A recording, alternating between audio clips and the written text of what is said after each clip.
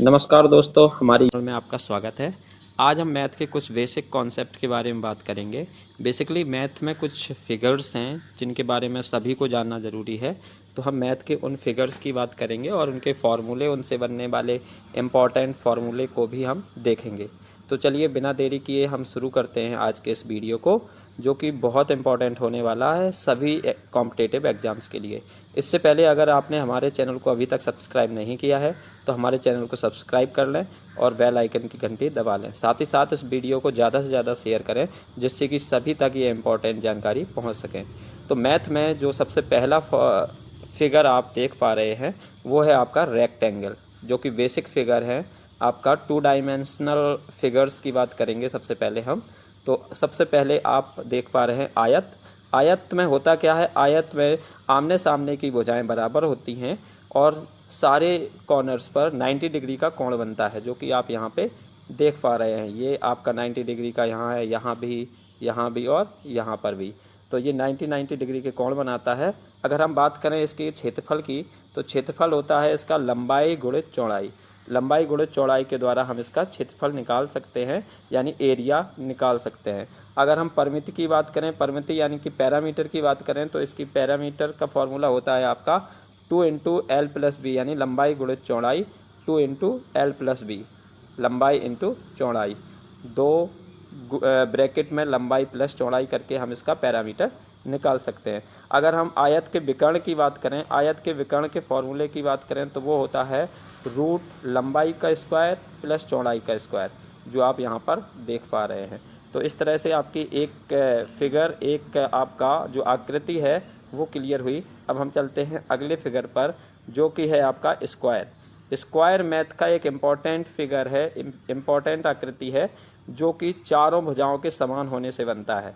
यानी कि आकृति में आप देख पा रहे हैं कि सारी भुजाएं जो हैं वो इक्वल है। ये भी इक्वल है, ये भी इक्वल है और ये आमने सामने की भुजाएं। अगर हम इसके क्षेत्रफल की बात करें तो क्षेत्रफल का फॉर्मूला होता है भुजा स्क्वायर। और अगर हम पैरामीटर की बात करें तो पैरामीटर का फॉर्मूला होता है आपका 4 इंटू साइड। 4 इंटू साइड इसका पैरामीटर का फॉर्मूला होता है। जबकि अगर हम वर्ग के विकर्ण की बात करें, यानी स्क्वायर के विकर्ण की बात करें, तो √2 इंटू भुजा के द्वारा हम इसका विकर्ण भी निकाल सकते हैं। नेक्स्ट फिगर पर चलते हैं दोस्तों, जो कि मैथ का एक इम्पॉर्टेंट अनदर फिगर है, वो है आपका त्रिभुज।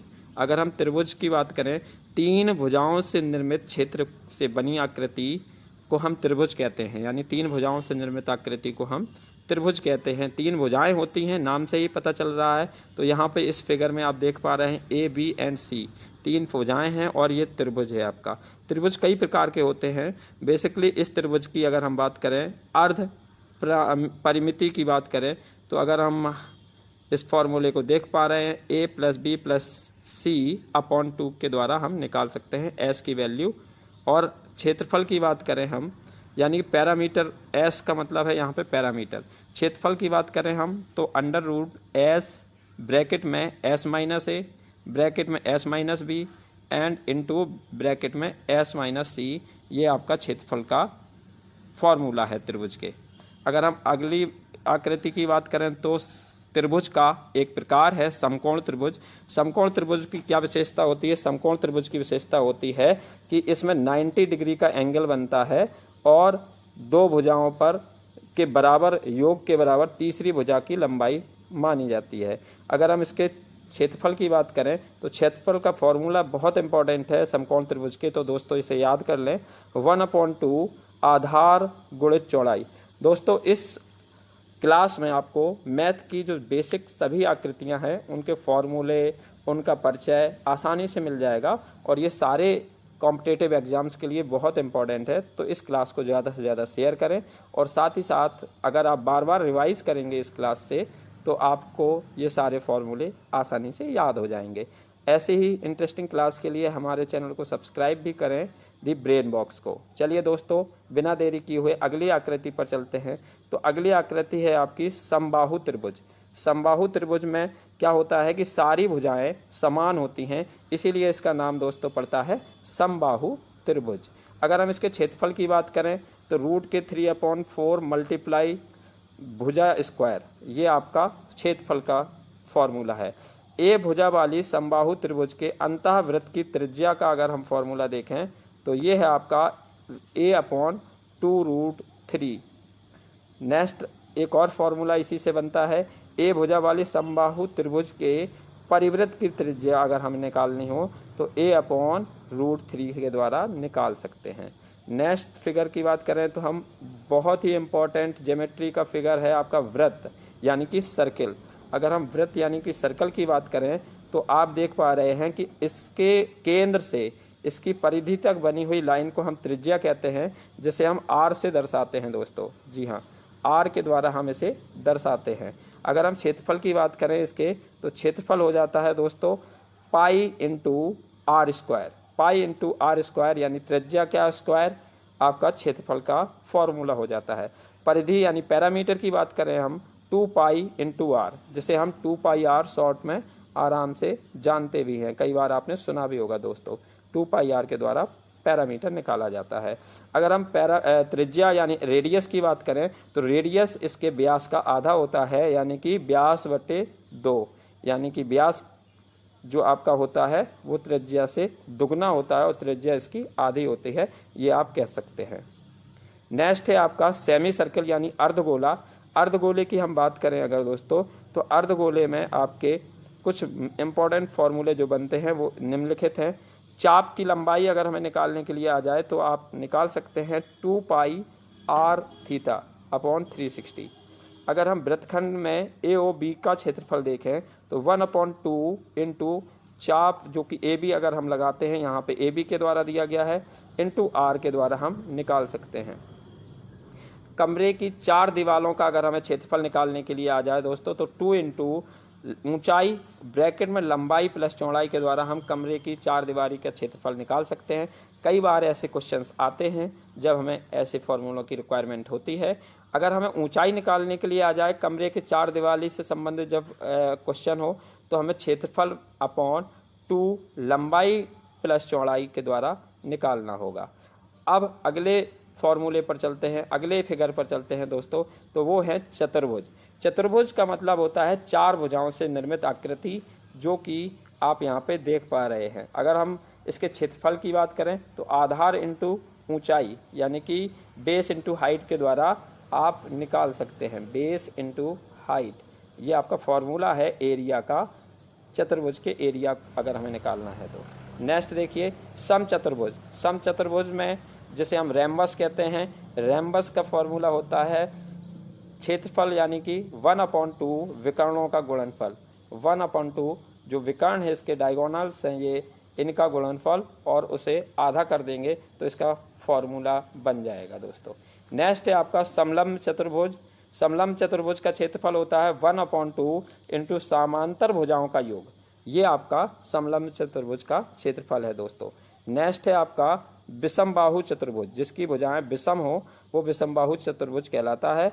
तो नेक्स्ट में आप फॉर्मूला देख पा रहे हैं, इसका क्षेत्रफल है 1/2 DP + BQ इंटू AC, जो यहाँ पे रेस्पेक्टिव इसकी भुजाएं हैं उससे ये फॉर्मूला बना हुआ है दोस्तों। आप इसे समझ सकते हैं आकृति को देख के। नेक्स्ट है आपका त्रिविमीय यानी कि 3 डायमेंशनल फिगर की बात करें, अभी तक जो आप देख रहे थे वो 2 डायमेंशनल फिगर्स थे मैथ के। अब नेक्स्ट है आपका ज्योमेट्री के इम्पॉर्टेंट क्लासेस में ये आकृतियाँ आप आसानी से पा सकते हैं और ये आपको बहुत ज़्यादा सारे पेपरों में देखने को मिलती हैं आपकी क्यूबाइड से।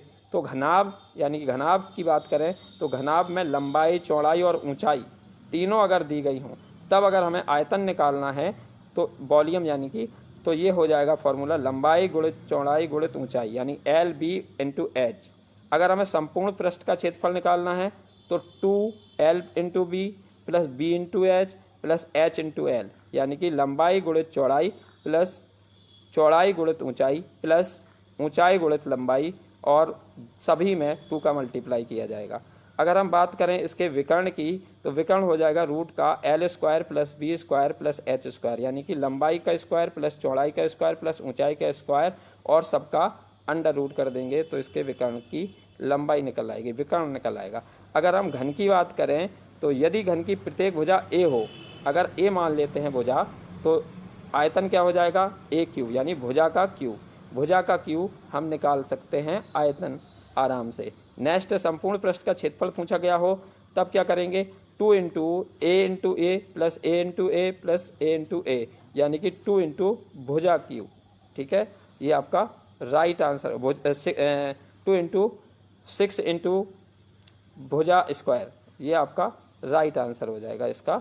नेक्स्ट देखते हैं, घन का विकर्ण अगर पूछा जाए तो रूट का a square plus a square plus a square equal to, आप हम इसे ये भी कह सकते हैं रूट का 3a। ठीक है, अब अगला जो फिगर है वो है आपका बेलन, यानी कि सिलेंडर।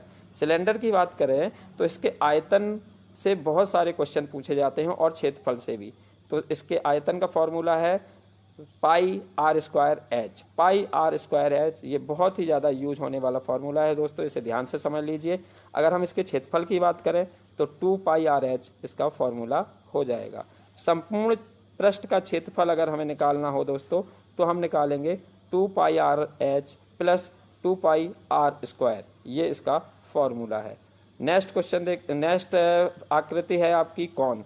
कौन से भी बहुत ज़्यादा क्वेश्चन पूछे जाते हैं दोस्तों आपके कॉम्पिटिटिव एग्जाम्स में, तो इसके भी फॉर्मूले आपको याद करने हैं। तो कौन का आयतन का फॉर्मूला है आपका 1/3 pi r square h. 1/3 pi r square इसके आयतन का फॉर्मूला है। अगर हमें निकालना है आयतन कौन का तो हम ये फॉर्मूले से निकाल सकते हैं।